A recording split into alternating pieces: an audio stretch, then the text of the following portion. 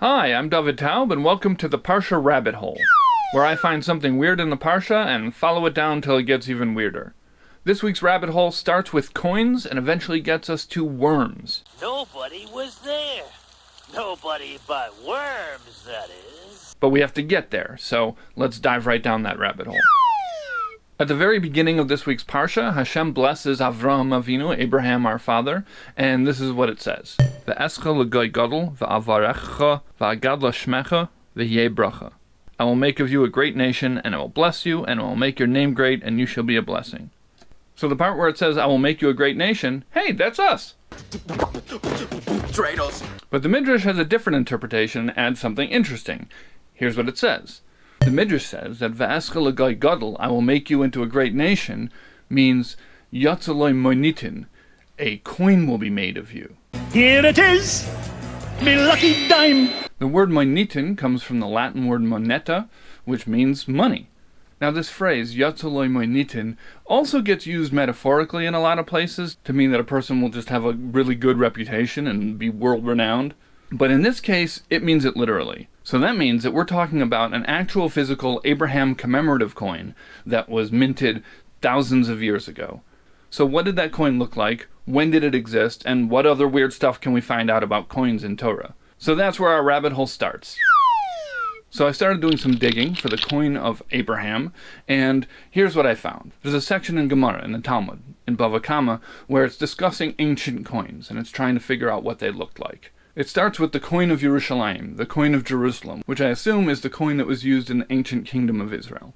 So this is what the Gemara says. It says that that coin had David and Shlomo on one side, King David and King Solomon, and Yerushalayim Ir HaKodesh, the holy city of Jerusalem, on the other side. Okay, that's pretty cool. We have a description of an ancient coin that was used a really long time ago in ancient Israel. But that's not the coin that we're looking for. Luckily, that's what the Gemara deals with next. It says that the coin of Avraham Avinu had an old man and an old woman on one side, and a young man and a young woman on the other side. Okay, so why is there an old man and an old woman on one side, and a young man and a young lady on the other side? Rashi says that the old man and old woman are Avraham and Sarah, Abraham and Sarah, and the young man and the young woman are Yitzchak and Rivka, Isaac and Rebekah.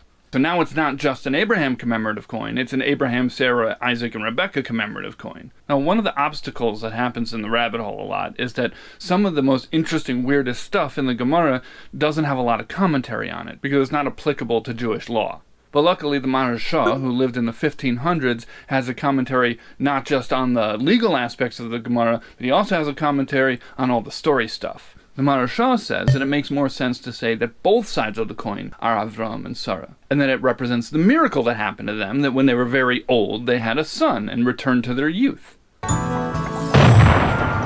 So one side of the coin is Avraham and Sarah being old, and the other represents the miracle that happened to them, that it was like they were young again. Okay, so that's still the same pictures on each side, it's just a different interpretation of what they mean. But, according to Tosfos, the coin looked completely different. They raise an objection to the idea of having pictures on the coin, because Jews aren't allowed to make raised images of human beings. Thou shalt not make unto thee any graven image.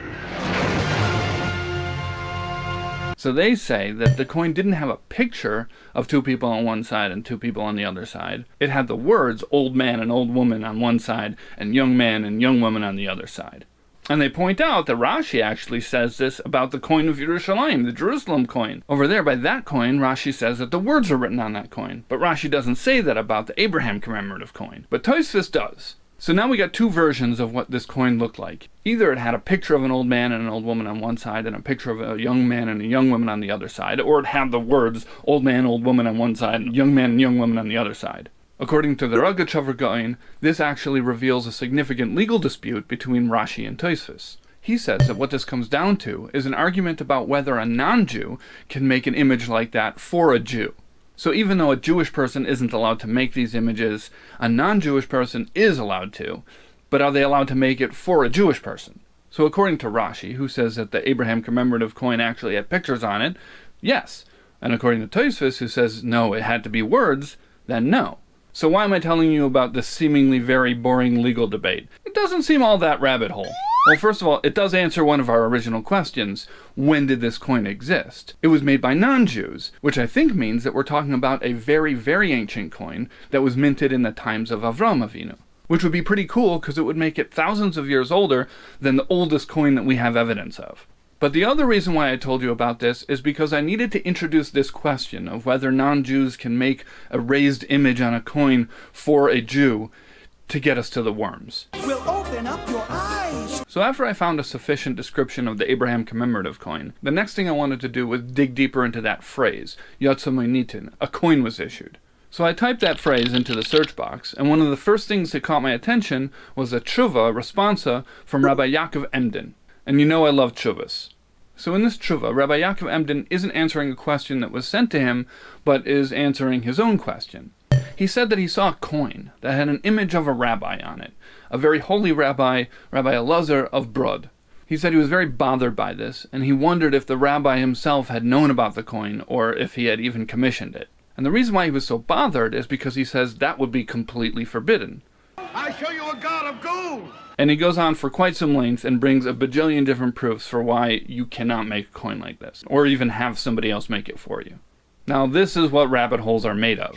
So I googled Rabbi Elazar Brod coin, and nothing came up, because there is no Elazar of Brod. But eventually, with determination, I got to the Wikipedia entry on the history of the Jews in Brody, and among its list of famous rabbis who came from there, it lists Rabbi Elazar of Amsterdam. He was born in Krakow. Later on, as an adult, he became the rabbi of Brody, and then eventually became the rabbi of Amsterdam, and was more commonly known as Rabbi Elazar of Amsterdam. And it mentioned the coin. I said Amsterdam a lot, didn't I?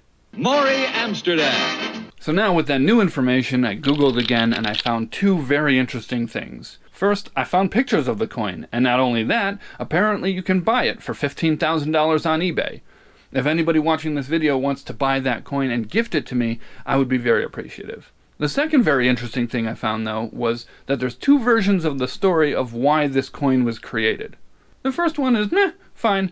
They created the coin just because he was a very illustrious rabbi and he came to their city, and so to honor him, they created this coin for him. The second version, though, is that he cured a plague of worms, and the entire nation was so grateful to him that the king had this coin commissioned for him. So I did some digging, and I found that apparently there was actually a major shipworm infestation in Holland in the 1730s. Shipworms are actually not worms, they're clams. But they don't look like clams, they look like worms with two little shells on the top of their head. And they burrow their way into wood and make tons of tiny little holes and destroy docks and harbors and ships. If you've ever seen a pirate movie with an old decrepit pirate ship with tons of holes in the wood, that's shipworms. And apparently for an economy based on trading through wooden ships, this can be devastating. So this is lining up, but it was very hard to find the story about the worms. Hey, I kept on digging and digging and digging, and eventually I found the story in a book about the history of the leadership of the Belzer Hasidim, because they are descended from Elazar of Amsterdam. So this is the story as it was told by the fourth Rebbe of the Belzer Hasidim. When Rabbi Elazar came to Amsterdam, there was a terrible worm infestation going on. The scientists were baffled, people were terrified, and apparently it threatened the existence of the entire country. So the king heard about this very holy rabbi who had come to town, and after a lot of persuasion, eventually Rabbi Elazar realized he had no choice, and agreed to pray on behalf of the country. So he went out into a field, and he started davening. He poured out his heart to his Creator, and by the end of his tefillah, by the end of his prayer, the worms started coming out of the ground, and they all slithered their way into the ocean and died. And the country was so grateful that the king had this coin commissioned, which you can buy for $15,000 on eBay. So I think this is pretty cool. The rabbit hole started off with the Abraham commemorative coin and eventually got us to a story about a rabbi solving a devastating worm epidemic through the power of prayer, taking us full circle back to another commemorative coin. Now, I don't know if the worm epidemic that Rabbi Elazar solved was the shipworm epidemic, but if it was, it would be a pretty big deal. See, the shipworm epidemic was actually one in a string of natural disasters that happened in the region at that time. And when lots of bad stuff happens, people get scared. And when the masses get scared enough, they can start looking for a scapegoat. And that's exactly what happened. The Christian religious authorities in Holland at that time started witch hunting and massacring people whose behavior they deemed to be sinful. Now, I don't know if the worms that Elazar of Amsterdam got rid of were the shipworms, but if they were, and he had any part in stopping these horrible things that were happening to people, that would be super cool. And that leads us to one final thing that I found as I was searching for the word matbea, the Hebrew word for coin. The Mishnah tells us that when witnesses come to testify in a capital case, a case where somebody's life is on the line, there's a whole script that the court is supposed to say to these witnesses to make them understand how serious this is. There's a lot in there, but one of the things that they're supposed to mention is that Adam Harishon, Adam, the first man, was created alone. As we know, the Torah tells us at the very beginning that Hashem created Adam, and Adam was all alone, and so then afterwards Hashem created Chava, Eve. Great, very interesting creation trivia, but why is that relevant to tell witnesses in a capital case? The Mishnah uses the analogy of a coin to explain. When human beings make coins, they make a mold, and then they make all the coins from that mold, and all the coins are identical. But Hashem created all human beings from the same mold, from Adam Harishon, Adam, the first human being, and yet every single one of us is unique and different. So it is precisely because every single human being is different that makes us each an invaluable, one-of-a-kind, limited edition commemorative coin. Isn't it lovely? And then the Mishnah ends, therefore, every single person is obligated to say, Bishvili nivra ha'olam. The entire world was created just for me. Alright, that's the rabbit hole. If there are any history buffs or coin collectors out there who can add some interesting tidbits to this, please do that in the comments. And as always, if you have any other interesting information or questions that can send me down another rabbit hole, comment away. Alright, thank you for following me down the rabbit hole. On your way out, feel free to browse our gift shop where you can find a $15,000 rabbit hole commemorative coin.